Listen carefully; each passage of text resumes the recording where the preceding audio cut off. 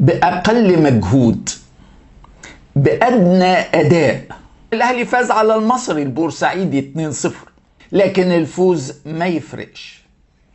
الأهلي فضل في المركز الثالث لأن الزمالك فاز على سيراميكا كيلوباترا 1-0 في مباراة اكتسحها سيراميكا تماما، لكن الجريمة العجيبة اللي عملها سعد سمير في بداية المباراة أهدت للزمالك هدف الفوز للفلسطيني عدي الدباغ، وبعدين بالحاج أضاع ركلة جزاء لفريق سيراميكا في مطلع الشوط الثاني، وبذلك الزمالك فاز، وفاز كمان ببطولة الدوري الممتاز.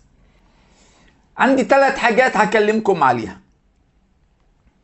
الهدفين اللي سجلهم النادي الأهلي ودول أحلى ما في المباراة، جرائم الحكم المونديالي أمين عمر عدو الأهلي اللدود، وعلامة الاستفهام على الأداء الغريب جدا لإمام عاشور، وكأنه بيقول للنادي الأهلي أنا مش هلعب، وكأنه عايز يفسد أداء النادي الأهلي، وكأنه مش عايز النادي الأهلي يكسب، وكأنه بيلعب لنفسه بس ومش فارق معاه أي شيء يمت للنادي الأهلي.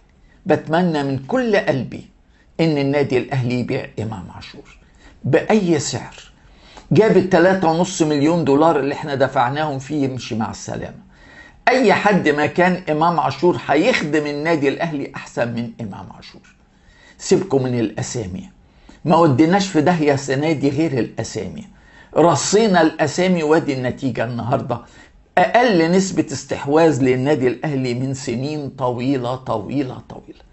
أما إمام عاشور فياريت حد من جهابزة اليوتيوب للنادي الأهلي يعمل لنا فيديو كامل على عدد الكرات اللي لمسها، وعدد الكرات اللي فقدها، وعدد الهجمات اللي قتلها للنادي الأهلي. وبالمناسبة إمام بقاله قد إيه ما جابش جول للنادي الأهلي؟ قالوا كتير كتير قوي قوي قوي.